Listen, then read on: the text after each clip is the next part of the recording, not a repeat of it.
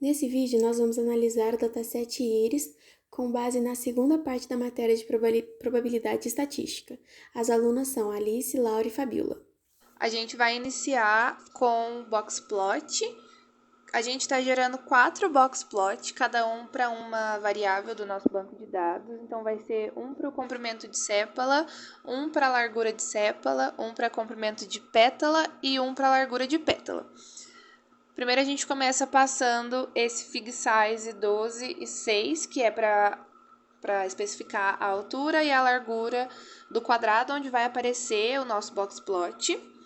Depois a gente começa passando as informações, onde no eixo X a gente vai especificar as espécies, no eixo Y a gente vai especificar a altura ou a largura, dependendo da variável, o nosso banco de dados, né, o data iris, a nossa label X vai ser as espécies e o nosso label Y vai ser o comprimento de sépala ou pétala ou largura, ou dependendo da variável que a gente for utilizar.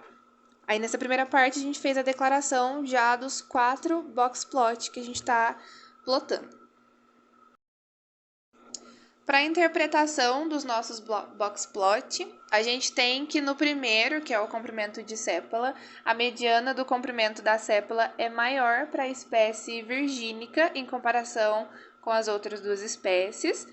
A espécie setosa tem o menor comprimento de sépala, com pouca variação em torno da mediana, e a espécie versicolor apresenta uma distribuição distribuída com alguns outliers. Para a largura da sépala, a gente tem que a largura da sépala é relativamente constante para as 3 espécies. Todas as espécies têm uma faixa semelhante à largura de sépala, com poucos outliers. Para o comprimento da pétala, a espécie setosa tem um comprimento de pétala menor em comparação às outras duas. A mediana do comprimento da pétala é maior para a virgínica, seguida pela versicolor. E a versicolor tem alguns outliers de comprimento de pétala mais longos. E para a largura da pétala, a gente tem que a espécie setosa tem a largura da pétala mais estreita, com pouca variação em torno da mediana. A largura da pétala é maior para a espécie virgínica, com um IQR mais amplo e com alguns outliers. E a espécie versicolor tem uma distribuição distribuída com menos outlier do que a virgínica.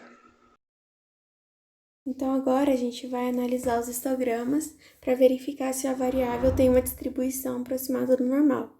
Logo aqui a gente começa com um código, onde a gente cria uma grid de subplots para os histogramas e a gente faz um histograma para cada uma das variáveis. Comprimento de sépala, largura de sépala, comprimento de pétala e largura de pétala.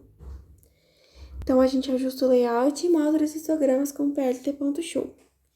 Então, aqui a gente já recebe os gráficos, né, de cada uma das variáveis. Logo aqui no comprimento da sépala, a gente pode verificar que ela é um histograma que tende ao normal, porque a distribuição de dados, ela tende ao normal. Então, ela seria simétrica. O mesmo para a largura de sépala, onde os gráficos são bem parecidos. A largura de sépala, ele é mais pontudinho, o que indica ainda mais uma assimetria, uma distribuição, tende a uma distribuição normal. Já em comprimento de pétala e largura de pétala, a gente vê que os gráficos, eles fazem 2 faixas distintas, que seriam considerados bimodais. Eles são assimétricos e não tendem ao normal, porque a gente vê que a distribuição de dados dele não tende ao normal, elas não seguem um padrão em determinado momento. Nós vimos que uma população é o conjunto de todos os elementos de interesse em um estudo. E aqui a gente vai ver mais sobre a amostra, que é um subconjunto da população. Aqui nós colocamos informações sobre a estimativa de uma amostra considerando uma população, simulando que ela é infinita. A simulação ela é usada para imitar o comportamento de um sistema ou processo do mundo real. Aqui no nosso código fornece uma simulação de cálculo do tamanho da amostra necessária para estimar uma população com base em parâmetros.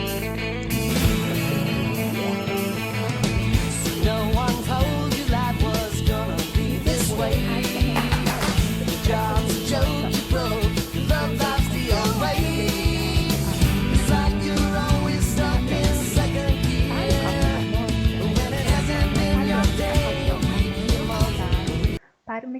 estimativa com base nos parâmetros que foram passados. Esse cálculo é uma simplificação matemática que ajuda a determinar o tamanho mínimo da amostra necessário para obter resultados confiáveis. Aqui a gente calculou o valor crítico, que é o Z, com base no nível de confiança desejado. O valor crítico ele é importante para determinar a quantidade de confiança que a gente quer associar à nossa estimativa. Uma vez que a gente tem o tamanho da amostra, que deve ser um número inteiro, a gente pode arredondar ela, o valor calculado, para um próximo número inteiro. E aí, por fim, a gente percebe que o tamanho da amostra necessário para uma população infinita é de 1054.